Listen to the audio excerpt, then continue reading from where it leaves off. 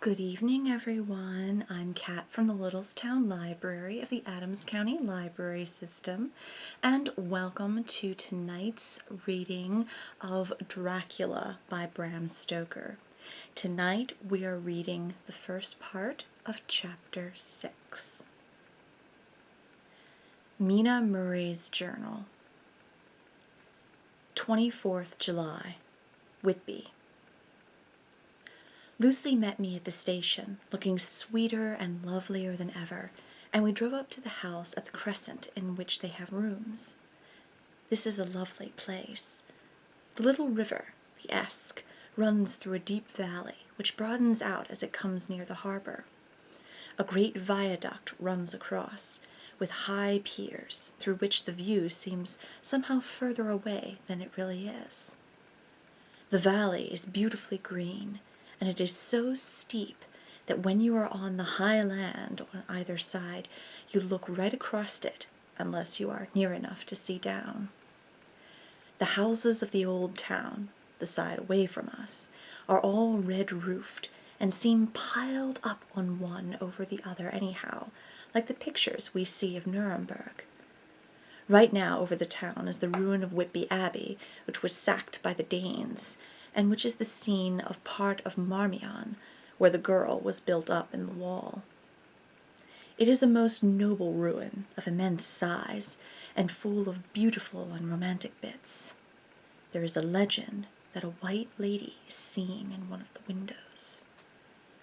Between it and the town there is another church, the parish one, round which is a big graveyard, all full of tombstones.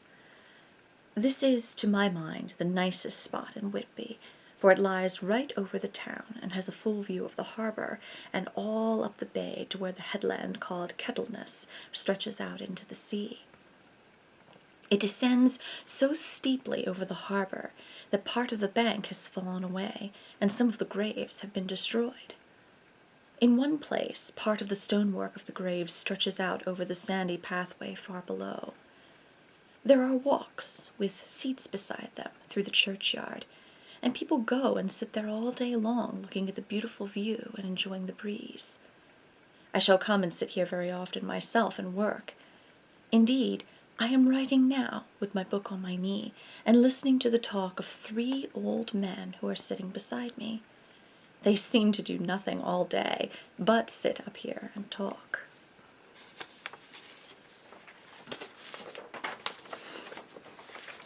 The harbor lies below me, with, on the far side, one long granite wall stretching out into the sea, with a curve outwards at the end of it, in the middle of which is a lighthouse. A heavy sea wall runs along outside of it. On the near side, the sea wall makes an elbow crooked inversely, and its end, too, has a lighthouse. Between the 2 piers, there is a narrow opening into the harbor, which then suddenly widens. It is nice at high water, but when the tide is out it shoals away to nothing, and there is merely the stream of the Esk running between banks of sand with rocks here and there. Outside the harbor on this side there rises for about half a mile a great reef, the sharp edge of which runs straight out from behind the south lighthouse. At the end of it is a buoy with a bell, which swings in bad weather, and sends in a mournful sound on the wind. They have a legend here that when a ship is lost, bells are heard out at sea. I must ask the old man about this. He is coming this way. He is a funny old man. He must be awfully old, for his face is all gnarled and twisted like the bark of a tree. He tells me that he is nearly 100, and that he was a sailor in the Greenland fishing fleet when Waterloo was fought. He is, I am afraid, a very skeptical person, for when I asked him about the bells at sea and the White Lady at the Abbey, he said very brusquely, "I wouldn't fash myself about them, miss. Them things be all wore out. Mind, I don't say that they never was, but I do say that they wasn't in my time. They be all very well for comers and trippers and the like, but not for a nice young lady like you. Them feet folks from York and Leeds that be always eating cured herring and drinking tea and looking out to buy cheap jet would creed art. I wonder mysel who'd be bothering telling lies to them, even the newspapers, which is full of fool talk. I thought he would be a good person to learn interesting things from, so I asked him if he would mind telling me something about the whale fishing in the old days. He was just settling himself to begin when the clock struck 6, whereupon he laboured to get up and said, "I must gang againwards home now, miss. My granddaughter doesn't like to be kept waiting when the tea is ready, for it takes me time to crammel aboon the gurries, for there be many of 'em. And miss, I lack belly timber sourly by the clock." He hobbled away, and I could see him hurrying as well as he could down the steps. The steps are a great feature on the place. They lead from the town up to the church. There are hundreds of them, I do not know how many, and they wind up in a delicate curve. The slope is so gentle that a horse could easily walk up and down them. I think they must originally have had something to do with the abbey. I shall go home too. Lucy went out visiting with her mother, and as they were only duty calls, I did not go. They will be home by this. 1st of August. I came up here an hour ago with Lucy, and we had a most interesting talk with my old friend, and the 2 others who always come and join him. He is evidently the Sir Oracle of them, and I should think must have been in his time a most dictatorial person. He will not admit anything, and downfaces everybody. If he can't out-argue them, he bullies them, and then takes their silence for agreement with his views. Lucy was looking sweetly pretty in her white lawn frock. She has got a beautiful color since she has been here. I noticed that the old men did not lose any time in coming up and sitting near her when we sat down. She is so sweet with old people. I think they all fell in love with her on the spot. Even my old man succumbed and did not contradict her, but gave me double share instead. I got him on the subject of the legends, and he went off at once into a sort of sermon. I must try to remember it and put it down. It be all fool talk, lock, stock, and barrel. That's what it be, and naught else. These banns and wafts, and bow ghosts, and bar guests, and bogles, and all ain't it them is only fit to set barns and dizzy women a-blethering. They be naught but airblebs. They, in all grims and signs and warnings, be all invented by parsons, and ilsome book bodies, and railway talters to scare and scunner halflands, and to get folks to do something they don't other incline to. Makes me arful to think o' them. Why, it's them that, not content with printing lies on paper and preaching them out of pulpits, does want to be cutting them on the tombstones. Look here all round you in what art ye will. All them stands, holding up their heads as well as they can out of their pride, is a cant, simply tumbling down with the weight of the lies wrote on them. Here lies the body, or sacred to the memory wrote on all of them, and yet in nigh half of them there bean't no bodies at all. And the memories of them bean't carried a pinch of snuff about, much less sacred. Lies, all of them, nothing but lies of one kind or another. My gog, but it'll be a quare scourement at the day of judgment, when they come tumbling up in their death starks, all jucked together and trying to drag their tombstones with them to prove how good they was, some of them trembling and dithering, with their hands that dozened and slippery from lying in the sea, that they can't even keep the grip on 'em. I could see from the old fellow's self-satisfied air, and the way in which he looked round for the approval of his cronies, that he was showing off. So I put in a word to keep him going. "Oh, Mr. Swales, you can't be serious. Surely these tombstones are not all wrong." "Yablands, there may be a poorish few not wrong, savin' where they make out the people too good, for there be folk that do think a balm-bowl be like the sea, if only it be their own. The whole thing be only lies. Now, look you here. You come here a stranger, and you see this kirkgarth. I nodded, for I thought it better to assent, though I did not quite understand his dialect. I knew it had something to do with the church. He went on.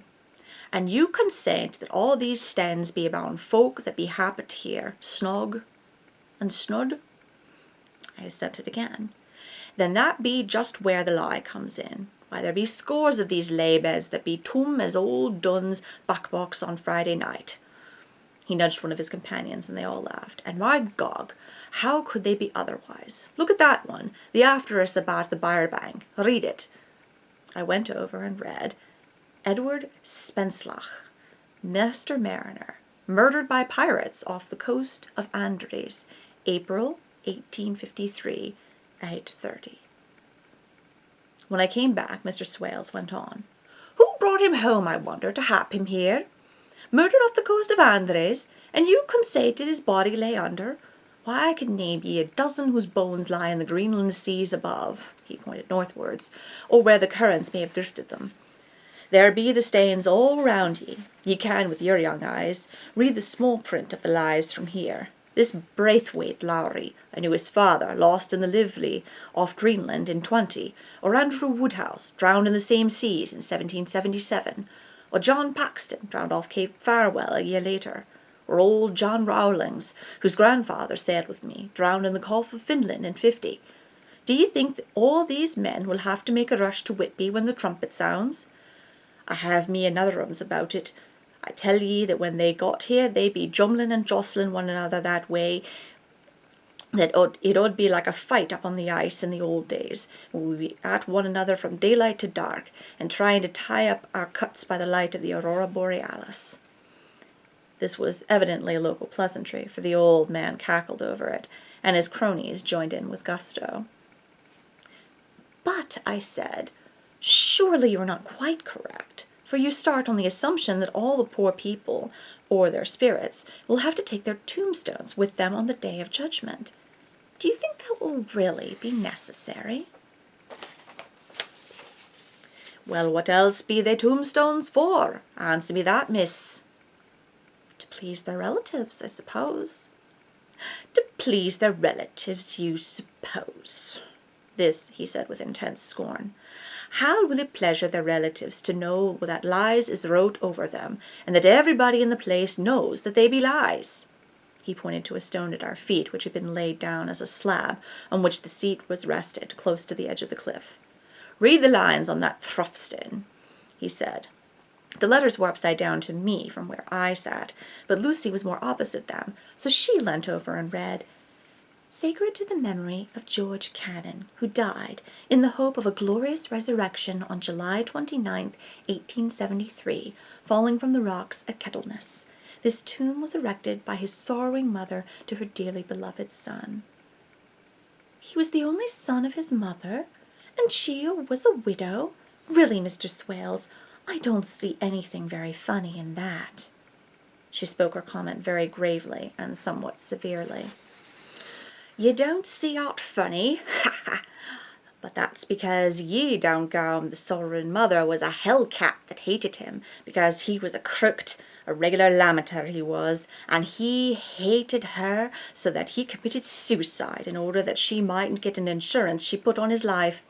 He blew nigh the top of his head off with an old musket that they had for scaring the crows with.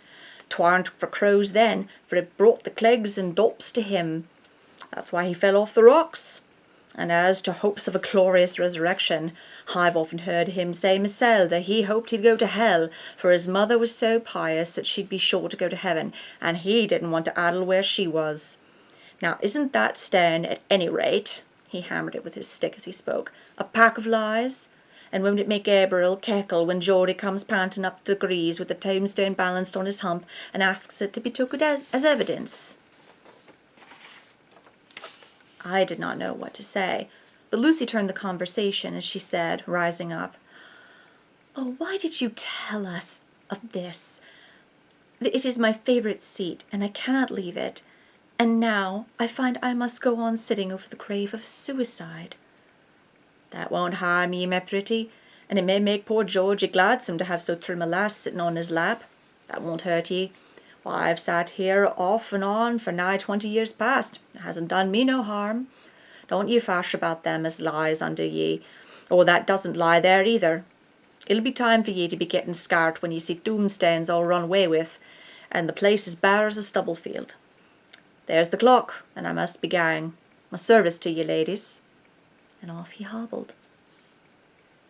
Lucy and I sat a while, and it was all so beautiful before us that we took hands as we sat, and she told me all over again about Arthur and their coming marriage, and that made me just a little heartsick, for I haven't heard from Jonathan for a whole month. That same day,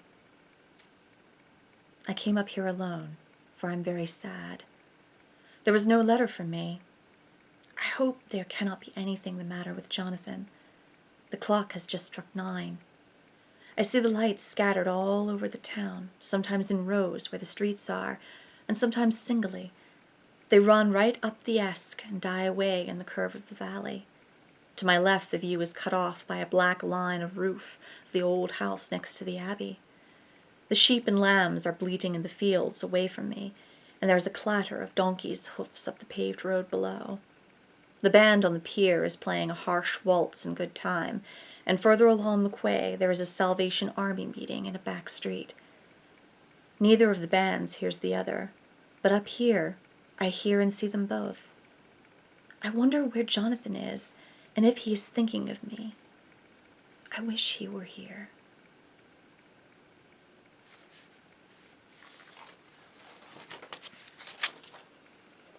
Thank you for joining us this evening, and we will see you next time.